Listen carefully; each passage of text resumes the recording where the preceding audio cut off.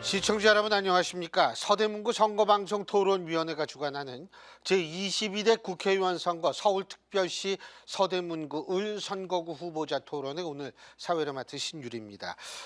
이번 선거 참 변곡점이 많죠. 그래서 관심도 많이 받고 있는데요. 이럴 때일수록 유권자 여러분들의 현명한 판단이 필요합니다. 그래서 바로 오늘 이 자리가 여러분들의 현명한 선택, 현명한 사고에 좀 도움이 되기를 바라는 그런 자리가 되기를 바라겠습니다. 자, 그러면 지금부터 공직선거법 제82조 2에 따라서 제22대 국회의원 선거 서대문구 을 선거구 후보자 토론회 시작을 할 텐데요. 본격적인 토론에 앞서서 제가 오늘 진행 방식에 대해서 말씀을 드립니다. 오늘 토론은 먼저 모두 발언, 시작 발언으로 시작을 해서요. 제가 이제 여기 두 분 후보자들께 공통 질문을 던지면 답변을 들은 이후에 상대 후보자의 답변에 대해서 다시 한 번씩 질문을 하는 그런 시간을 갖습니다. 그 다음엔 이제 후보자별로 공약을 발표하고요. 그 발표한 공약에 대해서 상대 후보자가 질문을 던지고 대답을 듣는 그런 순서가 마련되어 있습니다. 그 이후에는 후보자 주도권 토론, 그리고 다시 한 번의 사회자 공통 질문, 그리고 마지막으로 마무리 발언, 이런 순서로 진행이 됨을 말씀을 드립니다. 제가 여기 계신 후보자분들께 부탁드리는 거, 뭐 시간 엄수는 뭐 제가 그건 확실하게 엄격하게 준수할 거니까요. 두 가지가 있습니다. 첫째, 이 허위 사실이라고 이런 부분을 주장해서 저한테 말씀하시는 분들이 있는데, 저나 여기 계신 서대문구 선거방송 토론위원회 위원들이 허위사실 여부를 판단할 수는 없습니다. 그렇기 때문에 그것은 사실 후보자들 간에 해결할 문제라는 점을 제가 분명히 말씀드리고요. 비방 같은 경우에도 이 비속어를 사용하게 됐을 경우에 당연히 제가 제재를 하는데, 물론 여기 뭐 정치 오래 하신 분들이라서 그럴 확률은 거의 없다고 봅니다만, 비속어 사용은 제가 제재합니다만 나머지는 비방이라고 얘기했을 때 주관적인 측면도 있고 기준도 모호해서 제가 섣불리 개입을 할 수 없습니다. 섣불리 개입을 했다간 편파성 시비에 말릴 수 있기 때문인데요. 그렇기 때문에 제가 부탁드리는 것, 바로 여기 계신 후보자들의 양식에 맡기겠다, 제가 이 말씀을 드리고요. 뭐 정치 오래 하셨으니까 이 유권자들이 후보자 선택 기준에 또 양식도 있으니까요. 예, 그거 좀 부탁드리겠습니다. 자, 그러면 오늘 토론회를 함께 하실 두 분의 후보자 소개해 드리겠습니다. 오늘 토론회는 공직선거법 관련 규정에 따라서 후보자 두 분을 모시고 진행됨을 말씀을 드립니다. 그리고 후보자들의 좌석과 발언 순서는 사전 추첨을 통해서 정해졌음을 말씀드립니다. 자, 그럼 좌석 순서에 따라 소개해 드리겠습니다. 먼저 기호 2번 국민의힘 박진 후보십니다. 네, 서대문 을 주민 여러분 반갑습니다. 국민의힘 기호 2번 박진 후보입니다. 예, 다음에 기호 1번 더불어민주당 김영호 후보십니다. 친애하는 서대문구 유권자 여러분 반갑습니다. 더불어민주당 서대문을 현역 국회의원 김영호입니다. 예, 고맙습니다. 그러면 지금부터 이제 본격적으로 토론을 시작을 할 텐데요. 앞서 말씀드린 대로 첫 순서 시작 발언입니다. 시작 발언은 후보당 2분씩의 시간이 주어집니다. 그러면 발언 순서에 따라서 먼저 국민의힘 박진 후보부터 시작 발언해 주시죠. 2분입니다. 시작해 주시죠. 네, 제가 서대문 을 지역에 와서 지역을 돌아보고 주민들을 만나 뵙고 저는 정말 놀랐습니다. 도대체 왜 이렇게 이 지역이 발전이 정체될 수 있을까 하는 의문이 들었습니다. 제가 사정을 파악하고 나서 다짐을 했습니다. 서대문을 꼭 바꿔야 되겠다. 꽉 막힌 서대문을 활짝 열어야 되겠다. 그래서 크게 5가지 약속을 드립니다. 먼저 꽉 막힌 교통 문제 시원하게 해결하겠습니다. 특히 우리 서대문을의 최대 수건 사업인 서부선과 강북 횡단선, 이제 진짜 해결사가 나서야 실현될 수 있습니다. 둘째, 노후 주거 환경 확실하게 개선해서 명품 주거 도시 만들겠습니다. 신통기획에서 모아타운까지 각 지역 상황과 주민의 의견을 반영한 재건축 재개발을 신속하게 추진하겠습니다. 셋째, 우리 아이들의 교육을 획기적으로 업그레이드 하겠습니다. 목동이나 강남까지 학원에 다니지 않아도 되도록 서대문 을을 서부권 최고의 미래교육 발전 특구로 만들겠습니다. 넷째, 침체되어 있는 지역 상권을 다시 살리겠습니다.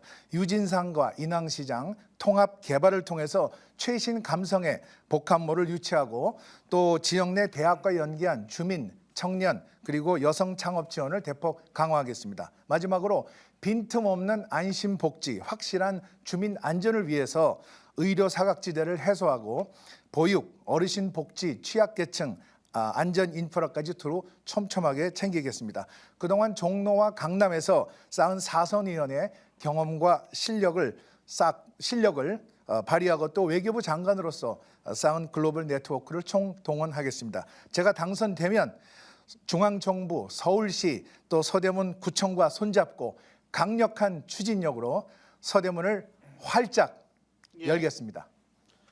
예, 고맙습니다. 자, 김영호 후보 2분간 시작 발언해 주시죠. 네, 안녕하세요. 서대문에서 낳고 자란 진짜 서대문 사람, 진짜 서대문 을구의 국회의원 김영호입니다. 이번 선거 기간에 참으로 많은 유권자를 만나고 있는데요. 만나는 유권자분들이 말씀을 주십니다. 4월 10일을 손꼽아 기다렸다. 이번 4월 10일 총선은 민주시민이 무도한 윤석열 정권을 심판하는 날이다. 국민에게 위임받은 권한으로 국민을 지배하는 오만한 정권을 국민들이 투표해 주실 것으로 믿습니다. 국민들은 기억하고 있습니다. 이태원에서 159명의 꽃다운 청춘이 목숨을 잃어도 사과도 없이 진상조사조차 거부하는 매정한 대통령을, 해병대 최상병을 주급으로 몰아놓고는 진실을 은폐하고 책임자를 도피시키는 부정한 정부를, 후쿠시마 핵 오염수를 바다에 방류해도 국민 건강보다 일본의 국익을 옹호하는 친일 정부를 우리는 기억합니다. 부산 엑스포를 유치하겠다고 국민을 기반하고는 고작 29표밖에 얻지 못한 무능한 윤석열 정부에 국민께서 회초리를 들어주십시오. 명품백을 받아도 주가 조작을 해도 대통령 가족에 대해서는 수사조차 하지 못하는 검찰 독재 정권을 투표로 심판해 주십시오. 서대문 주민 여러분, 서대문에서부터 윤석열 정권을 심판해 주십시오. 심판해야 바꿀 수 있습니다. 투표해야 바꿀 수 있습니다. 저 김영호와 더불어민주당에 힘을 실어주시면 제대로 수사해서 진실을 밝힐 수 있습니다. 거짓과 은폐를 명백하게 밝혀내 끝까지 책임을 묻고 반드시 대가를 치르게 하겠습니다. 김영호가 선두에 서겠습니다. 예, 감사합니다. 시간이 다 됐습니다. 자, 사회자 시작 발언 이후에 이제 제가 첫 번째 사회자 공통 질문 두 분 후보께 드릴 텐데요. 자, 첫 번째 질문 드리겠습니다. 국회의원 보수를 일컫는 세비가 올해 1억 5,700만 원으로 책정됐습니다. 세비 삭감은 총선 때마다 단골로 등장하는 공약이기도 한데요. 의정 활동을 위해 충분히 보장할 필요가 있다는 의견도 있습니다. 하지만 국민 눈높이를 고려해서 대폭 삭감할 필요가 있다는 의견도 있습니다. 각 후보자의 견해 어떤지 말씀해 주시면 됩니다. 자, 그러면 발언 순서에 따라서 먼저 김영호 후보 답변해 주십시오. 시간 2분입니다. 네, 이 질문만 나오면 늘 송구스럽습니다. 국회의원 세비가 1억 5,700만 원, 국민의 눈높이에 맞지 않습니다. 우리보다 훨씬 지원도 적고 박봉으로 일하는 이제 북유럽, 스웨덴의 모델을 우리 국민들이 많이 선호하시더라고요. 스웨덴을 직접 가보니까는요, 조금 정치 풍토가 달라요. 이 스웨덴은 정부가 투명하기 때문에 이 입법부가 행정부의 견제가 우리처럼 치열하지 못하다니까 우리 보좌진 숫자도 좀 적고 또 의원들의 그 일도 우리처럼 전쟁터 같이 살고 있지 않다는 그런 현실을 보고 참 부러움의 대상이 되었습니다. 국회의원의 세비 삭감 논란이 반복되는 이유는 국회에 대한 불신이 크기 때문인데요. 결국 받은 만큼 일해라인데 성실하지 못한 국회의원이 많은 겁니다. 세비를 의정활동 평가와 연계하는 방식을 논의해 볼 필요가 있습니다. 지금 우리 당이나 국민의힘도 공천 관련돼서 하위 평가자를 구분하듯이 우리 300명 국회의원에 대해서도 국회 본회의 출석률이나 재석률, 법안 발의 같은 것을 면밀히 검토해 볼 필요가 있습니다. 그래서 국민들의 눈높이에 맞지 않든지 정말 터무니없이 의정 활동 평가가 낮을 경우에는 확실한 페널티로 아니면 정말 영원히 우리 국회에서 퇴출시킬 수 있는 이런 강력한 제도를 만들게 된다면 우리 불신받고 있는 정치가 조금이라도 신뢰를 회복할 수 있다고 생각합니다. 다만 세비를 일괄 삭감하는 거는 정말 좀 국회의원 중에서도 돈 없는 국회의원들이나 청년 국회의원들에게는 약간 정치적으로 제한이 많이 될 것 같아서 그런 부분은 우리 국민 여러분들이 좀 배려해 주셔야 되겠다라는 그런 말씀을 좀 덧붙여 드립니다. 이상입니다. 예, 고맙습니다. 자, 이제 박진 후보 2분간 답변해 주시죠. 네, 국민들의 정치 불신을 걷어내기 위한 첫 걸음이 바로 국회의원 세비 삭감을 비롯한 국회의원 특권 내려놓기라고 생각을 합니다. 국민의힘은 이번 22대 총선 공천 신청 시에 불체포 특권 포기 서약서 그리고 금고형 이상 확정 시에 세비 반납 서약서 제출을 의무화했습니다. 저를 포함해서 모든 후보들이 전부 여기에 서명을 했습니다. 또 한동훈 비대위원장은 지난번에 국회의원 정수를 약 50명 정도 줄이자 그리고 국회의원의 보수를 국민의 중위 소득 수준으로 낮추는 방안을 제시했습니다. 국회의원 세비 삭감의 가장 중요한 근거는 우리나라 국회의원들에게 지급되는 급여 수준이 다른 국가에 비해서 상대적으로 높다는 것입니다. 물론 나라별로 제도와 문화가 다릅니다. 스웨덴이나 덴마크 같은 나라는 자기 나라 최저임금 수준이고 미국, 독일, 영국과 같은 나라는 우리와 비슷합니다. 중요한 것은 그 세비가 1인당 GDP와 비교했을 때 몇 배 높은 수준으로 책정돼 있다는 것입니다. 사실 국회의원 세비 삭감 문제는 국회 다수당인 민주당이 찬성을 해야 이것이 통과될 수 있는 것입니다. 민주당은 제21대 총선을 앞두고 단계별 세기 삭감을 공약했고 또 관련 법안도 냈습니다. 또 이재명 대표는 제20대 대선 공약으로 무노동 무임금 무노동 도입을 추진했습니다. 그런데 민주당은 이 약속을 하나도 지키지 않았습니다. 민주당의 동참을 촉구합니다. 이것이 제대로 돼야 이것은 여야가 공히 새로운 정치 또 깨끗한 정치 그리고 국민들의 눈높이에서 국민을 위한 정치를 제대로 보여줄 수 있다고 생각을 합니다. 예, 고맙습니다. 자, 이제 상대방 후보의 입장을 들으셨으니까 상대방 후보에게 30초간 질문해 주시면 됩니다. 자, 차례에 의해서 김영호 후보 30초간 질문해 주시죠. 네, 방금 전 제가 말씀드렸던 일하지 않는 국회의원들에게는 페널티를 주자. 우리 박진 의원님 동의해 주실 거라 보는데요. 박진 의원님의 국회 의정 활동을 보니까 본회의 출석률이 56.89% 그리고 이제 상반기 후반기를 따져보면 외통위에서는 상임위 출석률이 75.47, 또 후반기에는 기재위에서 4.08. 아마 이제 외교부 장관 임기 때라서 뭐 그럴 수는 있습니다만은 동의하십니까? 2분간 답변해 주십시오. 예, 뭐 국회의원들이 각기 사정이 있겠습니다만은 국회 본회의나 상임이나 또 여러 가지 행사에 아주 성실하게 출석하는 것이 기본 원칙이라고 생각합니다. 지금 말씀하신 저의 경우에는 외교장관으로서 국무위원직을 수행하기 때문에 국회에 부득이 출석하는 것이 어려웠다는 말씀도 드립니다. 세비 삭감 문제도 중요하지만은 더 큰 문제는 국회의원들이 많은 특권을 누리고 있다는 것입니다. 대표적으로 회기 중 국회에 동의 없이 체포 또는 구금되지 않는다는 국회의원 불체포 특권이 있습니다. 예를 들어서 인천 남동 을의 윤관석 의원은 지난해 8월에 돈봉투 살포 혐의로 구속된 이후에 월 1,400만 원이 넘는 의원 수당을 받았습니다.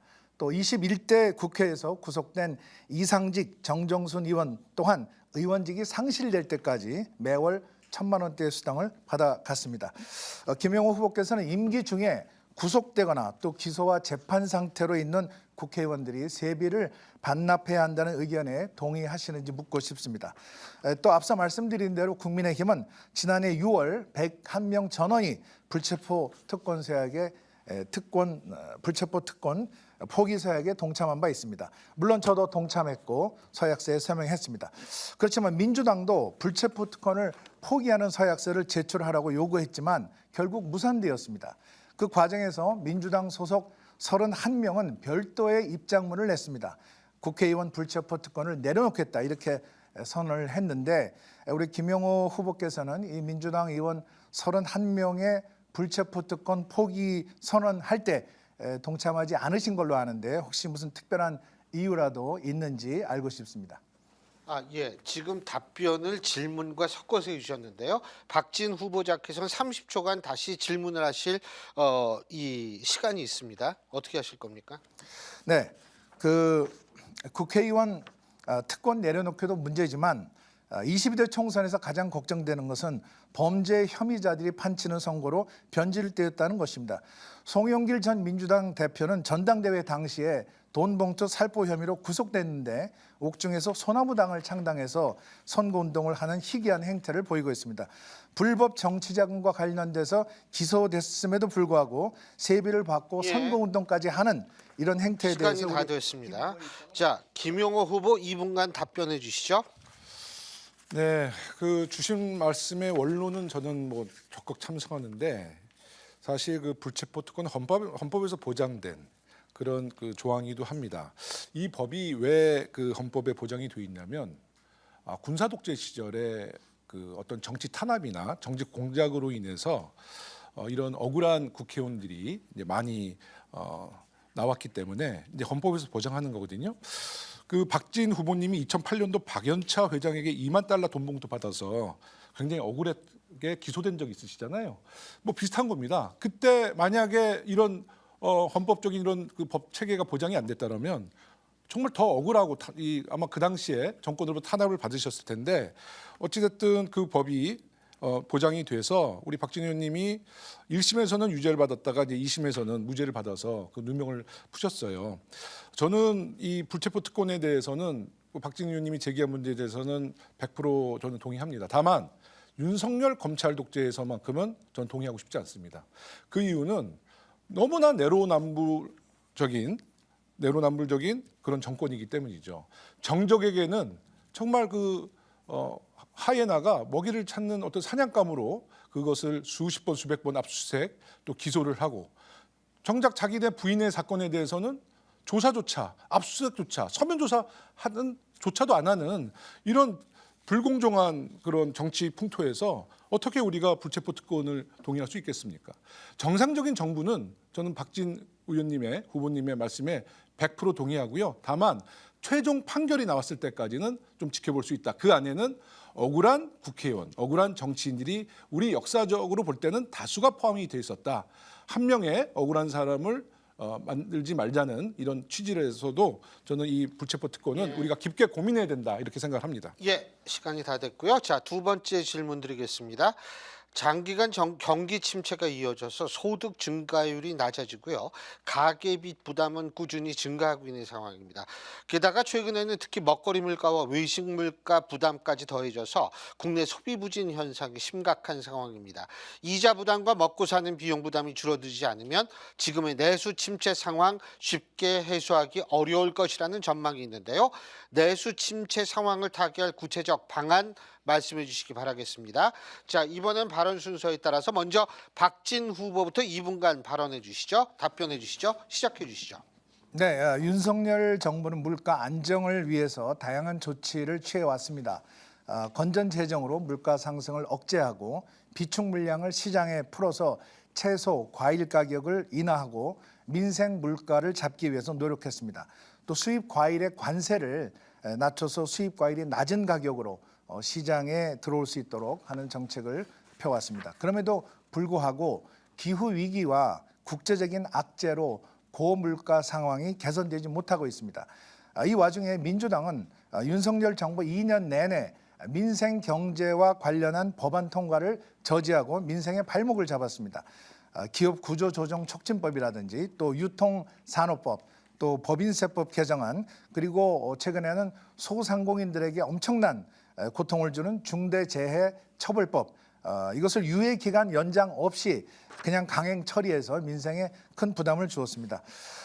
이제 총선을 앞두고 이재명 대표와 민주당은 나라 빚을 늘려서 현금을 살포하는 이런 매표 공약을 발표하고 있습니다. 선거 시기만 다가오면 국가 재정에 부담을 주는 공약을 쏟아내는 행태를 지금 반복을 하고 있습니다. 물가 안정을 위해서는 정부가 부가세를 인하하고 또 관세를 인하하고 이렇게 세수를 줄여야 합니다. 또 정부는 주요 유통사들이 과도한 이윤을 남기고 있는 것이 아닌지 점검을 하고 또 할인 지원 정책 등 가격 인하를 유도할 수 있는 치밀한 후속 조치를 취해야 합니다. 또 국회 역시 농축수산물에 대한 정책 지원 또 투자 확대를 통해서 재정 효과가 수반될 수 있도록 정책 기반을 마련해야 한다고 생각합니다. 예, 고맙습니다. 자, 김용호 후보 2분 동안 답변해 주시죠. 네, 요즘 뭐 정말 중소상공인 또 자영업자들 전통시장 상인들 보면 정말 그 고개를 숙일 수밖에 없습니다. 사과 한 알에 10,000원 시대다. 유진상가 인왕시장에 가보면 상인들은 물론 주민들 모두가 너무 힘들다고 합니다. 그런데 대통령은 대파 한 당 가격이 875원이 합리적이다. 정말 세상을 몰라도 너무 모르고 국민의 마음을 몰라도 너무나 모르시는 것 같아요. 월급 빼고 다 오른다라는 말이 있죠. 먹거리 물가가 급등하고 공공요금을 비롯한 소비자 물가가 매우 높은 데 반해서 실질 임금은 줄었습니다. 서민들의 고통은 계속 늘어나만 가고 있죠. 그런데 윤석열 정부는 건전재정 한다면서 부자들의 세금은 깎고 정부 지출은 줄여서 내수 침체를 부추기고 있습니다. 물가 상승은 실질 소득 감소로 이어져 소비를 줄이게 되는데 가장 먼저 외식을 줄이고 집에서 식사를 하게 됩니다. 요즘에 삼겹살집 가면 예전에는 2차로 뭐 호프집 갔는데 호프집도 안 가요. 거리가 한산합니다. 사람이 없습니다. 그래서 저는 내수 침체 타개 방안은 실질 소득을 높이는 쪽으로 방향을 잡아야 된다. 어르신들에게는 기초노령연금을 조금 더 확대했으면 좋겠다. 그리고 어르신 일자리도 더 확대해야 되고요. 직장인들에게는 근로소득세를 감면하고 근로소득 세제 공제를 확대해야 된다. 직접적인 지원은 아니라도 세제 감면을 통해서 좀 지갑을 두툼하게 만들어드려야 된다. 중소기업 소상공인은 대출 이자 감면, 정책 자금 확대, 대학생은 학자금 대출 지원 확대, 또 학부모님들은 사교육 때문에 너무 많은 돈이 들어가요. 그래서 공교육을 강화하고 사교육비의 부담을 해소해야 되는데 지난 2023년도 예결위 국회 때 우리 당의 노력으로 지역사랑 상품권을 어느 정도 지켰는데요. 국민의힘은 지역화폐를 다 삭감했었습니다. 우리가 지켜냈습니다. 예, 지역화폐. 시간이 다 됐습니다. 자, 이 김영호 후보의 답변 내용에 대해서 우리 박진 후보 질문해 주시죠. 30초입니다. 네, 문재인 정부는 징벌적인 과세, 또 대출 규제, 또 재건축 규제 이런 반시장적인 규제에 매달렸습니다. 그래서 집값이 폭등되고 전세 대란이 일어나고 세금 폭탄 등으로 국민들의 고통을 가중시켰습니다. 지난 대선에서 국민들께서 민주당을 심판한 이유였습니다. 지금 고물가로 어려움을 겪고 있는 국민들께서는 그러한 내용을 다 잘 알고 예. 있습니다. 여기에 대해서 어떻게 생각하십니까? 예, 2분간 답변해 주십시오.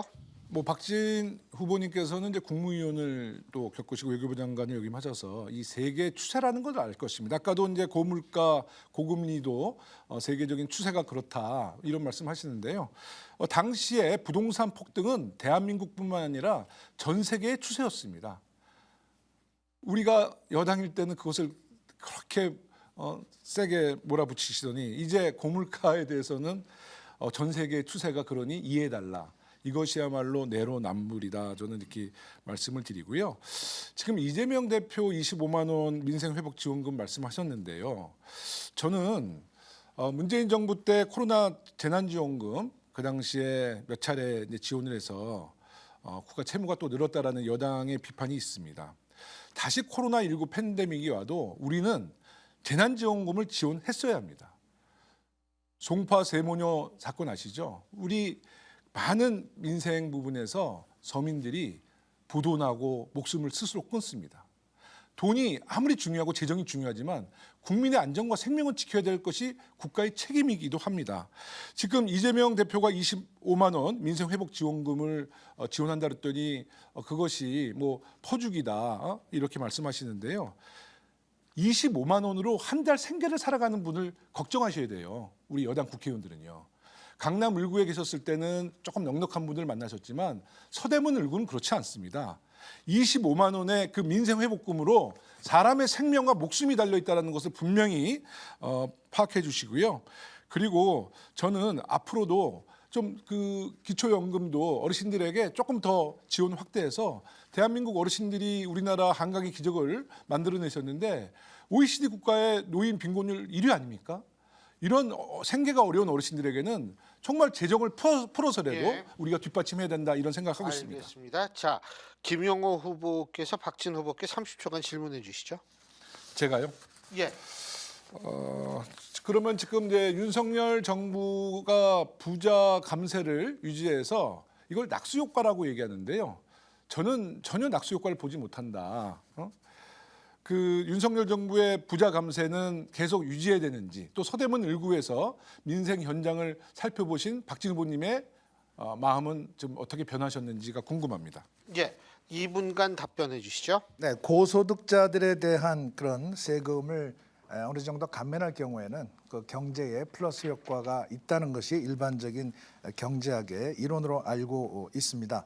또 아까 재난지원금 말씀하셨는데 획일적인 재난지원 그 금을 살포하는 것보다는 영세 서민, 영세 자영업 또 하루하루 살기 어려운 또 소기업, 소상공인들에게 실질적인 혜택에 갈 수 있도록 하는 그런 그 정책이 필요하다고 생각을 합니다. 윤석열 정부는 지난 2년간의 문재인 정부의 실정을 바로 잡기 위해서 고군분투해 왔습니다. 문제를 해결해 나가고 있습니다. 이 와중에 민주당의 안산갑의 양문석 후보는 30억이 넘는 서초구 아파트를 구입하기 위해서 대학생 딸의 명의로 사업자 대출 11억 원을 받아서 주택 구입 자금으로 쓴 정황이 드러났습니다.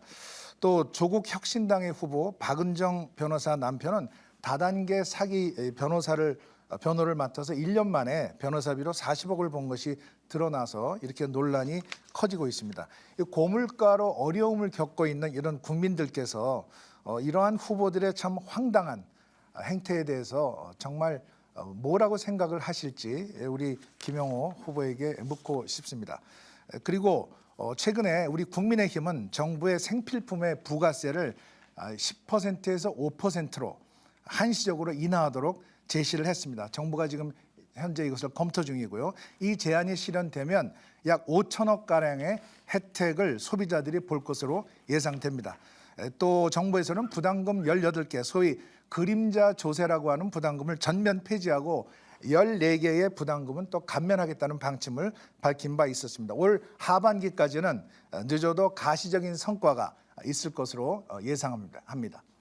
예, 고맙습니다. 자, 이제 이번에 여러분이 보실 순서 후보자들의 공약 발표 순서입니다. 자, 2분간 각 후보자들의 공약을 발표하시고 그 상대 후보에 대한 공약에 대해서 질문 답변 듣는 순서인데요.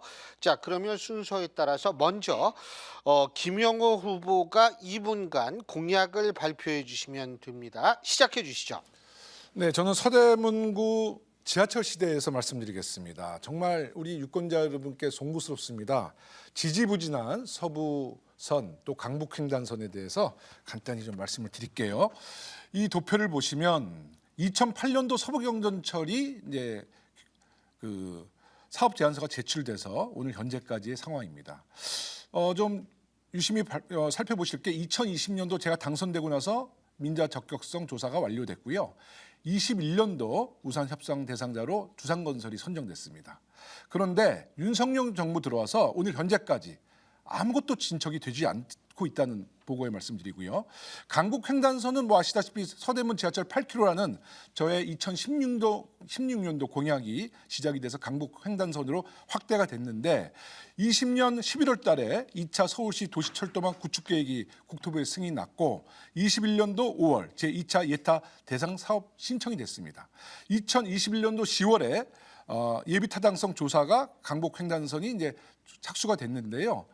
또 역시 오세훈 서울시와 윤석열 정부에서 예타 지지분으로 착공이 지연되고 있습니다. 특히 서울시는 지난해 저에게 공문을 통해서 지난해 착공을 약속을 했고 올 초 3월 달에 약속을 했는데 또 연기가 되고 있어요. 기재부의 민투심 재심 통과가 급선무입니다. 서부선일 경우에요. 그런데 물가 상승으로 인해서 공사비 부담 증가로 사업자와 서울시 간의 협의가 난항을 겪고 있습니다. 서부선은 신속하게 가는 것이 답이고요. 강북횡단선은 강남북 균형 발전에 대한 가산점이 인정받아야 됩니다. 박원순 서울시장 때 그 예타를 위해서 강남북 균형 발전에 대한 강북구의 가산점을 인정했는데 그 인정한 부분이 없어졌어요. 이번에 오세훈 시장 만나서 가산점 인정을 촉구하라고 제가 강력하게 요구했습니다. 알겠습니다. 자, 그러면 이 공약에 대해서 박진 후보 30초간 질문해 주십시오. 네, 우리 서대문을 지역 주민들의 최대 수건 사업이 서부선 경전철입니다. 현재 급격한 공사비 상승으로 인해서 실시 협약 체결이 지연되고 있는 상태죠. 우리 김영호 후보께서 8년 동안 현역 의원으로서 이걸 잘 파악하고 계실 텐데 이거 지금 일방적으로 서울시의 정부의 책임을 전가하는 것이 아닌가 이런 생각이 듭니다. 지금의 교착 상태를 어떻게 타개할 수 있을지 실질적인 해결책이 있는지 묻고 싶습니다. 자, 이분과 김영호 후보 답변해 주시죠. 얼마 전에 박진 후보께서 서부경전철의 그 해결은 그 서울시와 두산건설의 50억의 문제다라고 말씀을 하셨어요. 저는 박진 후보님이 이제 뭐 서대문에 오신 지가 50여일이 채 안 됐기 때문에 뭐 현안 파악이 어둡다라는 것은 인정하지만 그런 그 부분이 스타디가 안 되면 그런 말씀을 하시면 안 된다고 봅니다. 핵심은 50억이 아닙니다. 그리고 50억이 핵심이라면 정부 예산이 있고 서울시 예산이 있는데 50억 갖고 정부가 서울시의 그 교통에 발목을 잡고 있다면 무능한 윤석열 정부, 무능한 오세훈 시장이죠. 이 문제는 50억의 문제가 아니라 그 어느 시점에 총 사업비를 기준으로 변동되는 추가 사업비를 반영할 것이냐라는 것이에요.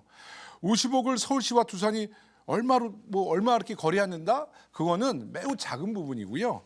저는 이미 서울시 핵심 관계자, 두산건설 임원, 기재부 차관 다 만났는데 아마 박진 후보님께서는 뭐 시간이 없으니까 아마 못 만나셔서 이것을 제대로 파악을 못하고 계실 겁니다.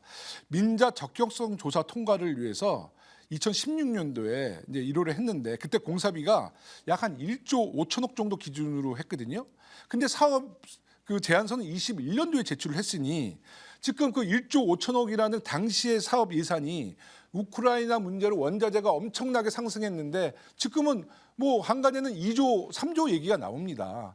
이런 문제를 서울시와 두산에서 그 사업의 규모를 시점적으로 결정해서 그것을 기재부 또 피맥에 제출해야지만이 이것이 이제 그 나오는 것이지 단지 50억으로 이 문제가 해결이 안 된다라고 말씀하시는 부분은 정말 지나가는 소가 웃을 얘기입니다. 아니 서대문구 구청 예산이 8천억, 9천억이에요. 근데 50억으로 서부선이 지금 진척이 안 된다는 것은 정말 무책임한 발언이세요.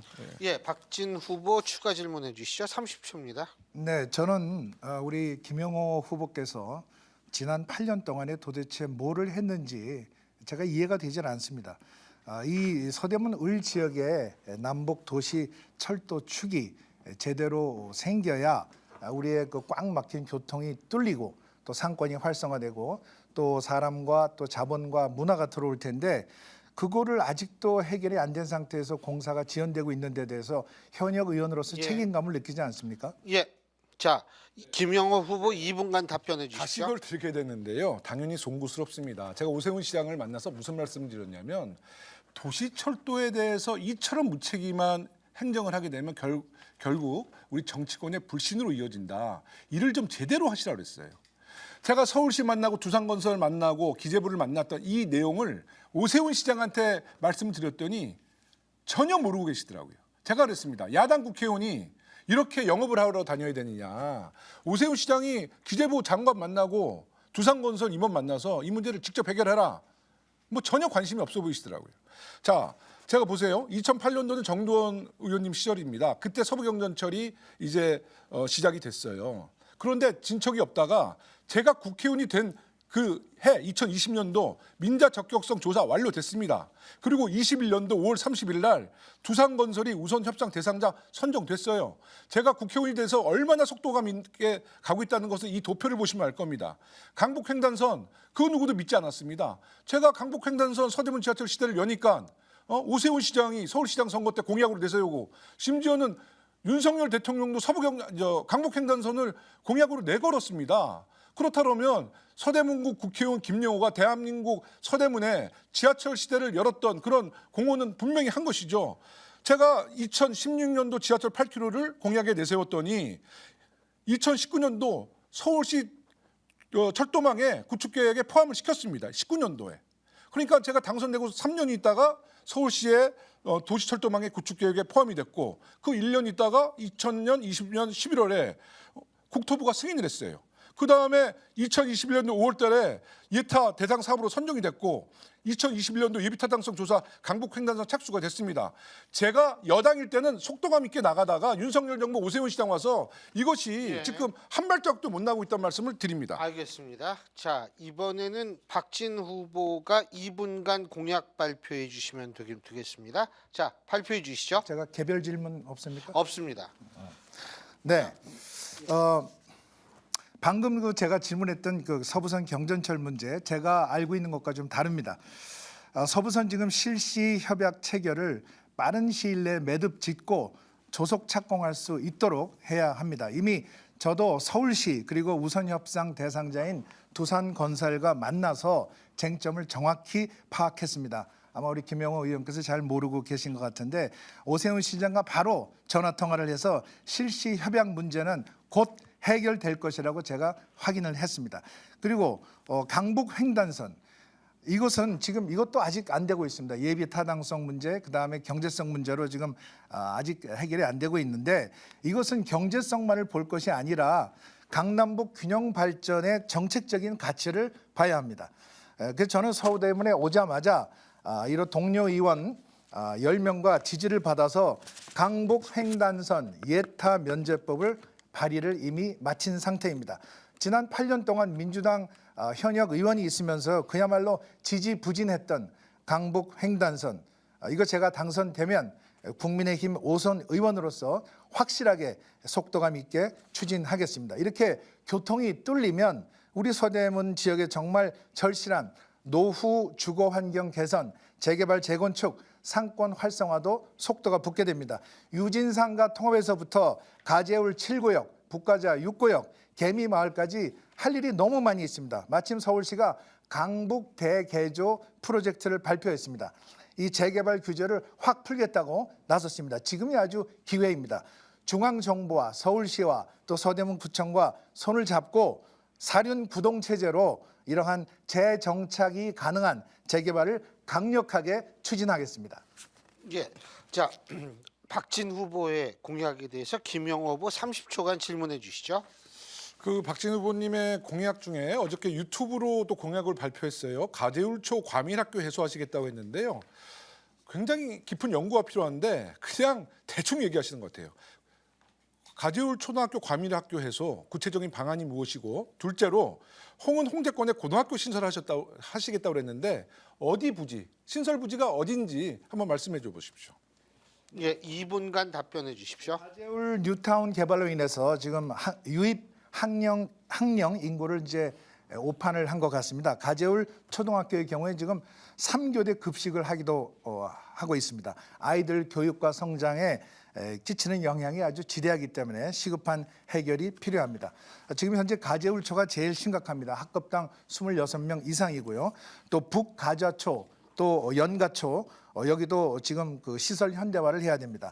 가재울초는 계획된 증축 공사를 지연하지 말고 최단 기간 내에 진행하도록 해야 합니다. 또 공사 기간 중에 학생들의 안전이나 수업권이 완벽하게 보호할 수 있도록 대책을 마련해야 한다고 생각을 합니다. 증축 공사 기간 중에 임시 그 모듈러 교실 활용은 학부모님들이 반대해서 무산된 걸로 알고 있습니다. 그래서 기존 교실에서 수업을 진행하면서 수직 증축하는 계획이 지금 진행 중입니다. 그리고 고교 신설은 홍은 홍제권에는 중학교가 4개나 있는데 고등학교가 없습니다. 그래서 최소 한 번 이상 환승을 하면서 30번 이상의 거리에 다른 지역 고등학교로 지금 통학을 하고 있습니다. 특히 홍제동 학생은 교통 체증이 극심한 이런 통일로 민원버스를 타야 합니다. 불편이 아주 크죠. 그래서 중학교 졸업하자마자 다른 데로 이사하는 가정들도 많이 나오고 있습니다. 그건 젊은 부부나 청소년 인구가 빠져나가는 안타까운 상황이 되는 거죠. 고등학교 신설은 교육청의 소관 사항입니다. 현행 학령 인구의 감소 추세, 또 부지 선정의 어려움 등의 이유로 교육청에서는 추진 의지가 그렇게 크지 않지만 우리의 그 지역의 상황을 잘 설명하고 고교 신설이 꼭 필요하다는 것을 설득을 해서 이러한 교육청을 설득하고 이 서울시와 구청과 국회가 원팀으로 이것을 적극 노력해야 합니다. 서대문 갑 지역에도 이러한 문제가 있어서 자, 김영호 후보 30초간 질문해 주시죠. 보충 질문. 네. 시간 됐습니다. 홍은 홍제권 고등학교 신설에 대한 부지 이야기를 답변을 못 하시는데요. 특히 잘 아시다시피 요새는 고등학교가 예전처럼 이렇게 뺑뺑이가 아닙니다. 이제 지원인데요. 약간 거리적으로 동선이 좀 불편한 거는 사실입니다만은 우리 홍은동, 홍제동에는 뭐 경복고등학교, 충암, 명지, 중앙고등학교, 전통 있는 학교들이 참 많습니다. 다만 신설고등학교에 대해서 학부모님들이 선호하지 않는 성향이 있기 때문에 이런 부분도 잘 잘 생각하셔야 되고요. 예, 시간이 다 됐습니다. 자, 답변해 주시죠. 2분입니다. 박진 후보. 네, 지금 그 말씀하신 내용에 대해서 제가 말씀을 드리면 서대문 갑 지역에서는 그 구서울 여자 상고 건물, 그다음에 또 고운 초교, 또 신현중 여유부지 활용 등 이런 부지 제안이 나왔던 걸로 알고 있고 서울시 교육청에서 제시한 이런 그 기존 학교의 분교 형태의 도시형 캠퍼스를 활용하는 방안들도 나온 것으로 알고 있습니다. 어쨌든 우리 지역에서 공부한 아이들이 여기서 초등학교, 중학교를 나오고 고등학교까지 다닐 수 있으면 그게 대단히 중요하다 이렇게 생각을 하고 있습니다. 그리고 우리 지역에 10년 동안 기다려온 가재울 도서관이 있습니다.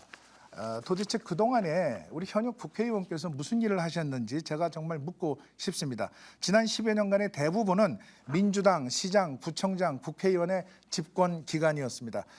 최근에 그 김영호 의원님께서 블로그에 입장문을 올리셨는데 착공 지연 사유에 대해서 납득할 만한 어떠한 설명도 없다 이러고 서울시를 맹비난하시면서 이게 무슨 청선과 관련된 그런 고려 아니냐 이렇게 얘기하셨는데 제가 알아본 바로는 전혀 그렇지 않습니다.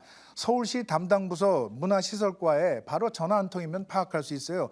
도서관 설계 과정에서 친환경 에너지 효율 이런 각종 인증 과정이 지금 진행이 되고 있기 때문에 시간이 걸리는 것입니다. 우리 김영호 의원께서는 그냥 무작정 이거 서울시가 안 해주고 있다 이렇게 매도하실 것이 아니라 우리 주민들에게 학부형들에게 현재 가재울 도서관이 왜 시간이 걸리고 있고 어떤 상태에 있는지 이거를 좀 정확하게 이야기를 해주셔야 하지 않겠나 이렇게 생각을 합니다. 여기에 대해서 우리 김영호 의원님 어떻게 생각하십니까? 아니요, 이게 지금 주도권 토론이 아니고 끝났습니다.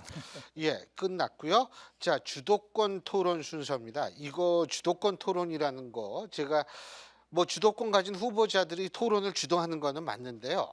근데 제가 한 가지 주도권을 가진 후보자들의 발언 시간은 1분으로 제가 체크합니다. 왜 그러냐 하면 이거 어떻게 진행하다 보면은 주도권을 가졌기 때문에 5분 주어진 시간 4분 30초 본인이 연설하는 경우가 있어요.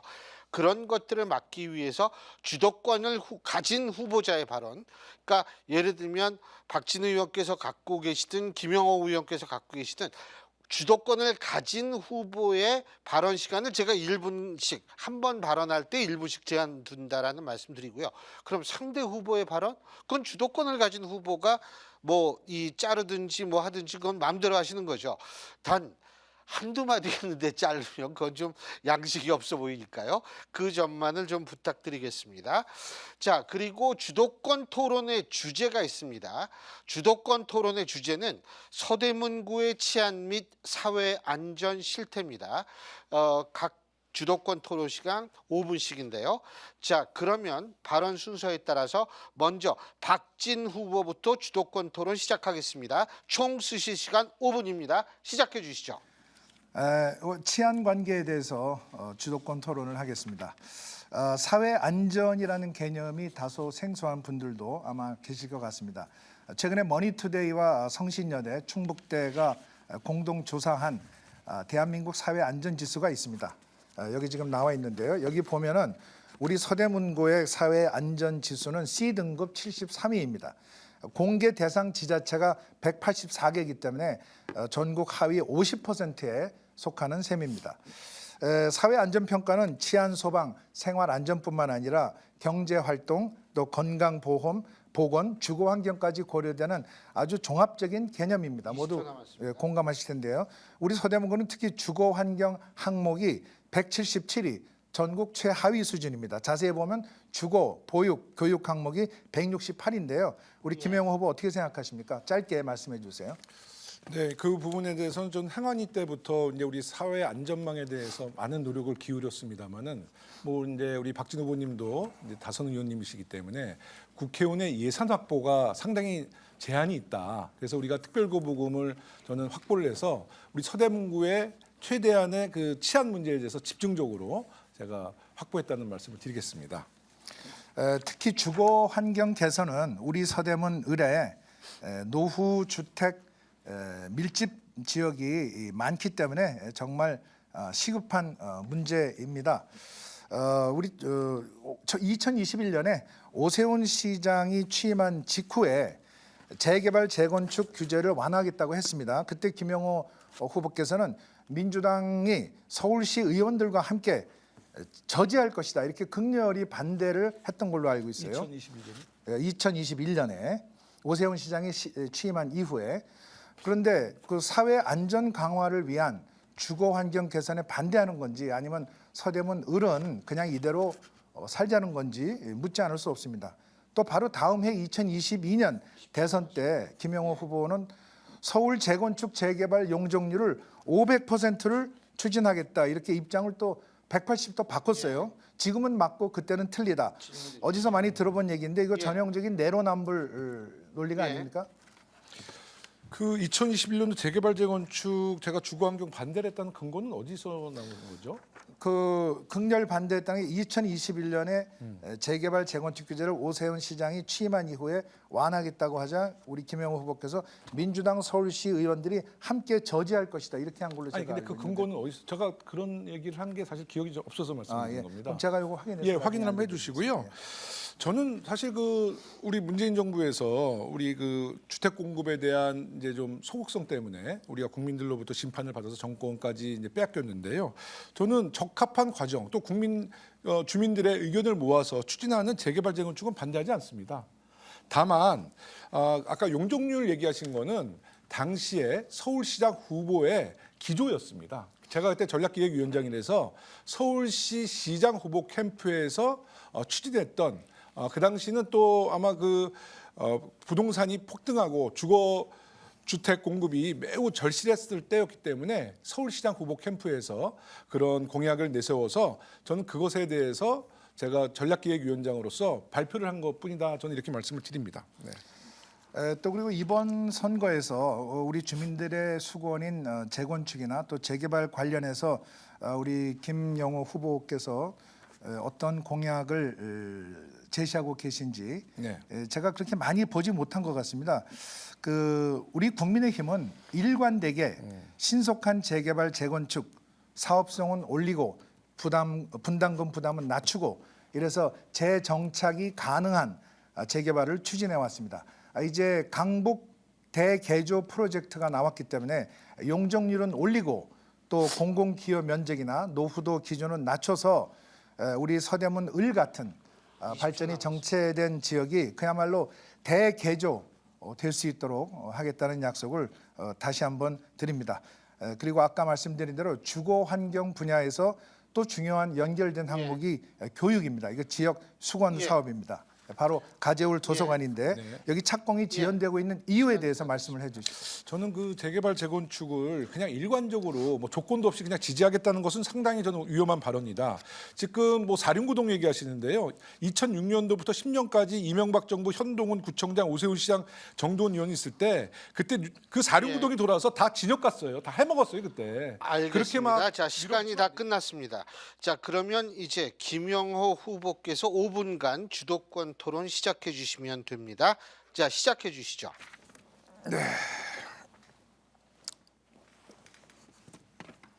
그 사회 안전망을 위해서 제가 지금까지 관심과 중점을 뒀던 것이요. 스쿨존. 제가 국회의원 되기 전에는 4%의 스쿨존에 단속 카메라가 있었는데 100% 이제 설치 완료했습니다. 스쿨존 100% 안전 사고를 방지할 수 있도록 더욱 세심한 이제 그 설계를 하겠다는 말씀을 드리고요. 두 번째로는 여성 안심 화장실. 요새 이제 몰래 카메라 같은 이제 두려움이 있으신데요. 우리 공공 화장실에 여성 안심 화장실도 설치를 했습니다. 음성 인식 설비를 갖춘 이제 첨단 시설을 갖췄죠. 장비를 갖췄죠. 그리고 또 홍제천 유진산과 복개 하구간 열린 홍제천 산책로도 열었습니다. 그러니까 이제 국회의원들이 구청에서 못하는 여러 가지 안심 관련된 이런 네, 정책을 국회의원도 할 수 있는데요. 지금 서대문구에서 예. 통학로 문제가 상당히 어려운데 예, 우리 시간 박진 다 후보님이 됐습니다. 보실 때는 서대문구에서 가장 예, 통학로가 시간 어려운 넘었습니다. 곳은 어느 학교 부근이라고 보세요? 네, 스쿨존 우리 아이들이 안전하게 다닐 수 있도록 확실하게 그 마련을 하고 또 우리 그 어른들이 세심한 신경을 써야 합니다. 아니 제 말씀은 그 서대문 우리- 관내 제가 자를 네, 수 이거 있죠. 좀 아니 제가 답변- 자를 수 있는 겁니다. 이거는. 답변하고 있습니다. 제가 이제 주도 토론이니까, 그러니까 서대문 관내 초등학교 통학로 중에서 가장 안전이 위협받는 곳이 어디냐는 거예요. 저도 뭐 우리 서대문 의뢰에 있는 초등학교 여러 군데 다 가봤습니다. 우리 가재울초, 연가초, 아니, 그러니까 딱 집어 홍제초 얘기를 전부 시간 갔는데 끌지 마시고. 각 학교마다 전부 사정 아니요, 가장 심각한 곳이 있어서 말씀드리는 학교마다 거예요. 네. 다 사정이 다르지만은 네. 그러한 그 초등학교 주변에 있는 그 학생들의 안전에 대해서는 어느 아니, 특정 후보님. 학교가 아니고 아니, 후보님, 그 제가 김영호- 주도권 토론이니까요. 네, 제가 어느 말씀- 제가 특정 제재를 학교가 할수 아니라 있는데. 그 지역에 아니, 있는 후보님, 학교들에 그러시면 안 대해서는 돼요. 전부 각각에 대해서 제가 발언을 막는 데 이렇게 안전 일방적으로 얘기하시면 안 환경을 되죠. 안전 환경을 확실하게 예, 해줘야 제가 됩니다. 말씀드린 거는 후보님. 그리고 제가 아니, 답변을 좀 제가 지금 답변을 답변을 하게 해주세요. 제 질문 시간인데 제가 드리는 말씀은 후보님이 지역에서 오랫동안 안 계셨기 때문에 망신 주려고 하는 게 아니에요. 이것을 같이 좀 토론하고 공론화해서 후보님에게도 알려드리는 거지. 자꾸 이렇게 대답의 본질을 벗어나시면 안 됩니다. 홍제초 가보셨잖아요. 홍제초 가면 그 통학로가 굉장히 위험하잖아요. 그 작은 골목에 쌍방향의 자동차가 운행 중이에요. 아마 시구위원님들한테 보고 받으셨을 텐데 홍제초 앞에 통학로 어떻게 해결하실 수 있는 뭐 방안이 있냐는 겁니다. 네, 홍제초 통학로는 아이들이 안전하게 갈 수 있도록 거기에 그 도시 그 건널목에 그다음에 표시, 그다음에 또 CCTV 그리고 우리 어른들이 가서 아이들이 그 안전하게 건널 수 있도록 지금 가서 거기서 봉사활동을 해주고 있지 않습니까? 그거 갖고 그리고 안 됩니다. 그 그러니까 제가 그럼 좀 말씀드릴게요. 한번 힘을 합쳐, 경찰서와 그러니까 제가 협력을 힘을 합쳐서 해서 좀 해보자는 거예요. 대답을 하는데 좀 들어보시죠. 아니요, 이 정도면 시간도 예. 충분히 드렸고요. 네. 주민들이 그 답변을 듣고 싶은 게 아니라 일단은 이제 가장 원론적으로 그쪽에 이제 주택을 좀 매입해서 도로를 좀 확장해서 통학로를 만들자는 의견이 있는데 그 의견은 사실 엄청난 재정이 투입되기 때문에 아마 박진 후보님이나 저도 약속을 못 할 겁니다. 다만 통학 시간에 이 쌍방향 통행을 일방 통행으로 바꾸자, 아니면 그냥 스쿨존 지역은 차 없는 도로로 추진하자, 이제 이런 여론이 있어요. 다만 이제 거기에 아파트들이 출근 퇴근할 때 상당히 또 제약을 두게 되면 불편함이 있기 때문에 이런 부분은 우리 정치권에서 힘을 합쳐서 한번 같이 해결해 보자는 말씀을 드리는 겁니다. 어떻게 동의하시나요?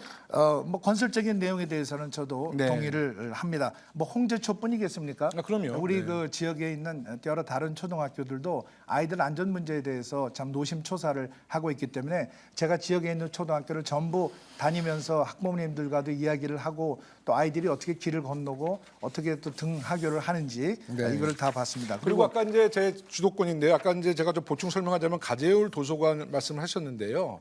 그것도 후보님이 역사성을 몰라요. 그 3구역이라는 이 편한 세상이 아파트가 추진될 때 거기에는 도서관 부지라고 있었지만 그 땅이 매입조차 안 돼 있어서 당시에 제가 박원순 시장한테 얘기해서 120억 주고 그 땅을 사서 지금까지 추진해서 이것이 이제 완공을 눈앞에 두고 있는데 거기에 슬그머니 숟가락을 올려놓으시려고 하는 건 이해가 갑니다. 다만 제가 했던 부분을 다 부정하시면 안 되는 거예요. 왜냐하면 가재울 도서관의 그 착공 문제는 서울시에서 저에게 공문을 보내왔어요. 언제 착공하겠다.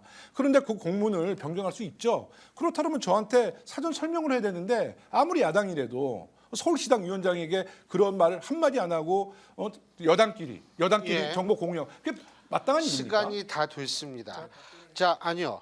지금 이제는 사회적 공통 질문 세 번째 순서로 넘어갈 수밖에 없습니다. 이게 기계적 형평성 때문에 어쩔 수가 없습니다. 자, 그러면 세 번째 사회적 공통 질문 드리겠습니다. 2023년 대한민국 합산 출산율은 0.72명으로 출산율이 비교적 낮은 OECD 국가와 비교해도 가장 낮은 수준입니다. 출산율 감소는 우리 사회의 경제적 사회적 위기를 불러올 수 있고 지속적인 출산율 감소로 인한 국가 소멸에 대한 우려도 국내외에서 제기되고 있습니다. 후보자들께서는 저출생 문제의 원인을 무엇으로 파악하고 있으며 장단기적인 해결 방안이 어떤 것이 있다라고 생각하시는지 말씀해 주시면 됩니다. 후보자당 답변 시간 일단 2분이고요. 자, 발언 순서에 따라서 먼저 김영호 후보 2분간 답변해 주시죠.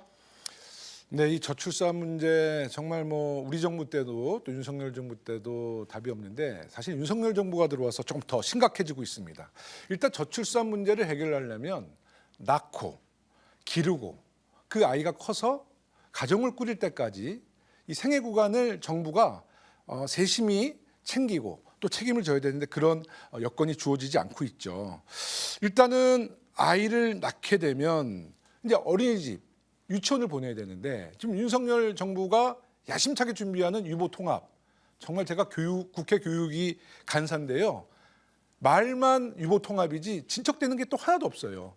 지난 3월 28일까지 유보 통합에 대한 계획을 우리 국회에 보고하기로 했는데 그것도 우리가 기자회견을 한다는 정보를 알고 그 애써 새벽 시간에 그것을 보고했는데 어떤 알맹이도 없습니다. 재정은 어디서 가져오든지 교육세는 어떻게 확보를 해야 되는지 또 선생님의 처우 개선은 어떻게 해야 되는지 이런 문제가 전혀 제시가 안 돼서 정말 유보통합 너무나 걱정되고 우리 저출산 문제가 이런 불안정감 때문에 더 저출산이 더 확산될까 참 우려스럽고요.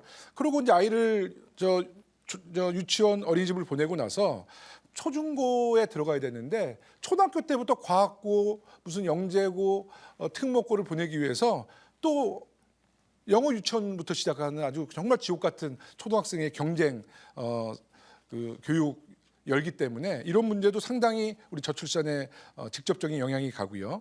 대학교 들어가면 등록금이 비싸죠. 그러니까 학생들이 등록금을 벌기 위해서 또 아르바이트 뛰어야 되죠. 그리고 취업 문은 좁고요. 그래서 결국은 가정을 꾸리려면 집을 마련해야 되는데 집도 정말 뭐 청년주택이나 신혼주택이 크게 마련되지 않으니까 정말 우리 아이라도 예. 아이를 낳고 싶지 않을 것 같습니다. 이거를 정부가 책임지고 시간이 개선해야 다 합니다. 됐습니다. 자, 박진 후보 2분간 답변해 주시죠.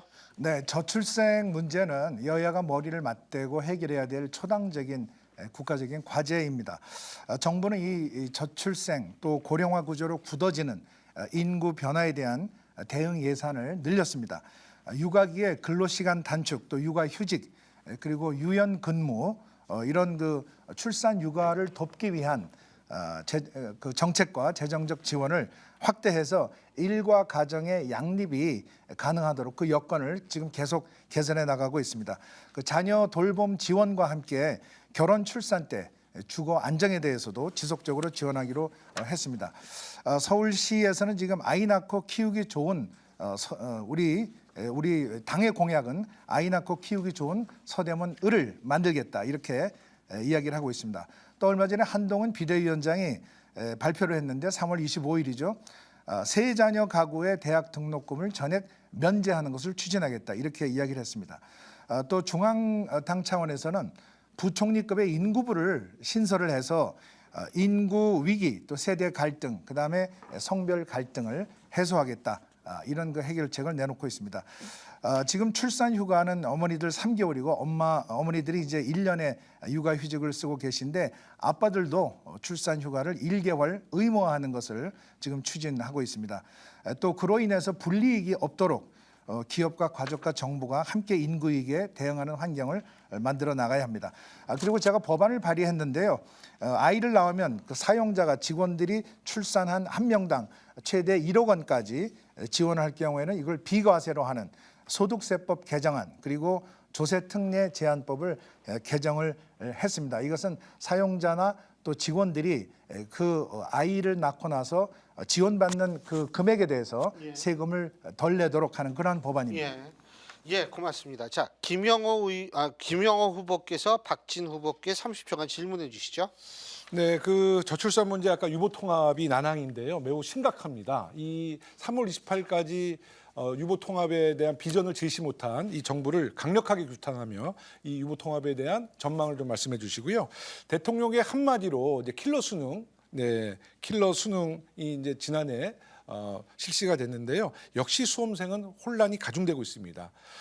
킬러 수능으로 우리 그 공교육을 바로 세울 수 있는지 한번 답변해 주시기 바라겠습니다. 2분간 답변해 주십시오.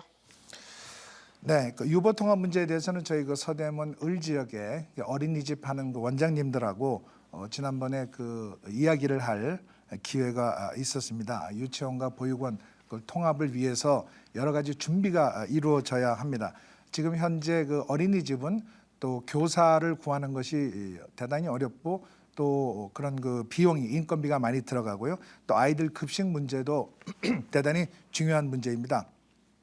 그다음에 아이들이 줄기 때문에 학급을 편성하는 것도 이것이 보통 일이 아닙니다. 각 학년별로 학급을 편성하는 것도 어렵고 그래서 졸업식도 공동으로 하고 지금 그렇게 어려움을 겪고 있습니다. 그래서 이것은 그 유보 통합을 하기 위해서 정부가 발표한 그 기간 이전에 여기에 대한 그 철저한 준비와 또 대비가 필요하다고 생각을 합니다. 우리 그 구립이건 또는 공립이건 아니면 일반이건 간에 우리 어린이들이 어느 어린이집에서 공부를 하고 거기서 생활을 하느냐에 관계없이 미래에 우리 인재로 키우기 위해서는 정말 국가적인 투자가 아깝지 않다고 생각을 합니다. 그것이 어떻게 보면 가장 확실한 투자이기 때문에 우리 서대문 을 지역에서는 어린이를 낳아서 키우는 어머니들이 가장 안심하고 우리 아이들을 잘 교육시킬 수 있도록 그리고 어린이집에서도 그러한 지원이 원활히 이루어질 수 있도록 제가 적극 노력하겠다는 말씀을 드립니다. 그리고 수능 문제는 매년 우리 그 학생들을 둔 부모들이 대단히 관심을 많이 가지고 신경을 많이 쓰고 있는 문제입니다. 아이들을 일부러 문제를 어렵게 해서 떨어뜨리고 그것이 무슨 마치 변별력이 되는 것처럼 이렇게 그 비정상적인 그런 시험 문제는 저는 필요하지 않다고 생각을 합니다. 합리적으로 이것을 바꿔줘야 합니다. 시간이 다 됐습니다. 자, 이번엔 박진 후보께서 김영호 후보에 대해서 질문 30초 해주시죠. 질문해 주십시오. 네, 민주당이 그 지난번에 그 신혼부부에 대해서는 1억 대출을 해주고 아이를 낳으면은 한 명은 이자를 감면하고 두 명은 원금 50%를 감면, 세 명은 100% 감면 이렇게 하는데 이게 지금 28조 원이 필요한 걸로 추정을 하고 있습니다. 그런데 이게 도대체 그 물가가 지금 이 저출생 이렇게 하면 오히려 상승을 해서 서민들을 더 압박하게 되는데 재원 마련의 예. 대책은 무엇인지 얘기를 해 주시죠. 답변 2분간 답변해 주시죠. 네, 저는 이제 우리 후보님께서 지금 주신 말씀을 듣고 문득 이 생각이 떠올랐어요. 윤석열 대통령께서 최근에 토론회, 민생 토론회를 하면서 제시한 사회적 투자가 1,000조입니다. 1,000조. 1,000조에 우리 국가의 운명이 달린 저출산 문제를 28조 중장기적으로 못 씁니까? 충분히 쓸 수 있죠.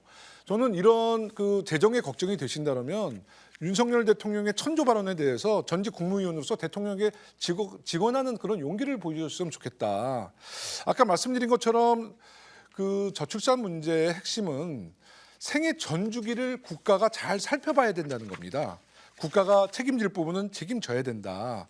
그래서 아이 낳기를 꺼려하는 것이 아니라 아이가 나면 보육, 교육, 그리고 안전, 그리고 취업 이런 것을 국가가 잘 보장해주면 왜 아이를 안 낳겠냐는 거예요. 그런데 지금 이주호 교육부 장관도 지금 저랑 약간 이견이 있는 것이 뭐냐면 전 교육부 교육위원회니까요. 지금 저출산 시대라고 그래서 모든 학생들이 줄어든다 이거예요. 그렇다 보니까 교육 예산도 줄이려고 그러고 선생님도 좀 줄이려고 그래요. 제가 절대 그러면 안 된다. 왜냐하면 지금 같은 시기에는 선생님들이 특수교육도 있을 것이고 또 여러 가지 그 돌봄 교육도 있는데 오히려 그런 그 역할 분담을 할 수 있는 선생님들을 더 많이 확대해서 그 아이가 태어나서 공교육이 끝날 때까지는 여러 분야의 선생님들이 아이를 잘 케어하는 그런 교육 환경을 만들어줘야만이 저출산뿐만 아니라 우리 아이들의 미래를 우리 정부가 책임지는 행동이다 이렇게 말씀을 드렸거든요. 그런데 교육부 장관이 말을 안 들어요. 저출산이니까 예산 줄이자. 학생 수가 없으니까 예산 줄이자. 선생님도 줄이자. 저는 그것이 윤석열 정부의 교육의 가장 큰 폐단이다. 저는 예. 이렇게 생각합니다. 알겠습니다. 아휴, 정신없이 하다 보니까 벌써 마무리 발언 들을 시간이 됐는데요. 시간 관계상 각 후보당 1분씩의 마무리 발언 시간을 드리겠습니다. 1분입니다. 1분. 자, 그럼 발언 순서에서 박진 후보 1분간 마무리 발언해 주십시오. 시작해 주시죠. 네, 오늘 김영호 후보와 직접 토론을 해보니 정말 주민분들께서 걱정하는 이야기가 사실인 것 같습니다. 지난 8년 동안에 우리 서대문 을 지역이 발전으로부터 소외되고 제자리 걸음을 한 것입니다. 주변의 은평구는 금평구가 되고 마포 상하면은 고층 빌딩 DMC가 들어섰는데 서대문은 멈춰서 있었습니다. 아니, 오히려 상대적으로 후퇴를 했습니다. 이게 다 누구의 책임입니까? 그 현명하신 유권자들께서 이미 결론을 내고 계시다고 생각을 합니다. 이제 바뀌어야 합니다. 시간을 더 이상 낭비할 시간이 없습니다. 서대문을 빨리 바꿔서 우리 주민들이 그동안에 불편했고 그동안에 참아왔던 어려움을 이제는 다 털어버리고 이게 꽉 막혀 있고 정체되어 있는 서대문을 활짝 열어야 합니다. 제가 당선이 되면 집권 여당의 5선 의원으로서 강력한 추진력을 가지고 정부 또 서대문 구청 서울시와 협력해서 서대문을 바꾸겠습니다. 예, 고맙습니다. 자, 김영호 후보 마무리 발언 1분간 해주시죠. 시작해 주시죠. 네, TV 토론회 잘 보셨죠? 서대문에서 낳고 자란 김용호가 서대문의 일을 베테랑답게 잘하겠다. 아마 확신이 드셨습니까? 드셨을 겁니다. 저는 박진 후보님이 이제 5월 31일까지는 강남 을구 국회의원이신데요. 이제 갑자기 우리 서대문에 오셨는데 많은 주민들이 TV 토론회 때 좀 물어봐 달라는데 오늘 이례적으로 외교 한반도 분야가 없어요. 그래서 제가 저의 마무리 발언을 통해서 질문하고 질문에 대해서 SNS로 답변해 주셨으면 좋겠습니다. 바이든입니까? 날리면입니까? 행사장에서도 그 얘기를 직접 질문을 누가 했다는 거고요. 부산 엑스포에서 고작 29표에 받은 것에 대해서 주민들께 입장을 발표해 주시고 후쿠시마 오염수 방류에 대해서 말 한마디도 못 하시는 그 부분. 또 제가 청문위원으로서 그때 질문했을 때 야스군이 참배했을 때 분명히 경고한다 그랬는데 경고 한마디도 못했던 굴욕적인 외교를 반드시 서대문 예. 주민들에게 보고해 주십시오. 예, 자, 시간이 다 지났습니다. 제가 사실 이 상업방송 진행할 때는요 좀 여유 있고 유두리 있게 하는데 이거는 선거관리위원회 선거방송토론위원회에서 하는 거기 때문에 엄격한 기계적인 중립을 지킬 수밖에 없었다는 점을 말씀을 드리고요. 좀 답답하셨을까 봐 제가 드리는 말씀이에요. 자, 그리고 어쨌든 여러분 장시간 동안 보셨는데요. 제가 항상 하는 얘기가 있습니다. 정치의 가장 중심은 정치를 추종하는 것이 아니라 정치를 이용하는 겁니다. 뭐를 위해서 이용하냐면 내 이익을 위해서 무엇이 가장 중요한지 그것을 실현시키기 위해서 어떻게 이용해야 되는지를 고민해야 되는 과정이라고 생각합니다. 그런 의미에서 바로 오늘 이 토론회 자리가 여러분의 선택에 도움이 되셨기를 바라겠습니다. 장시간 동안 여러분 시청해 주셔서 감사드리고요. 여기 두 분 후보님들도 바쁜데 또 이렇게 토론회 장시간 동안 임해 주셔서 고맙습니다. 감사합니다. 예, 그러면 서울특별시 이 서대문구 을 선거구 후보자 토론회 오늘 순서 여기서 모두 마치겠습니다. 고맙습니다.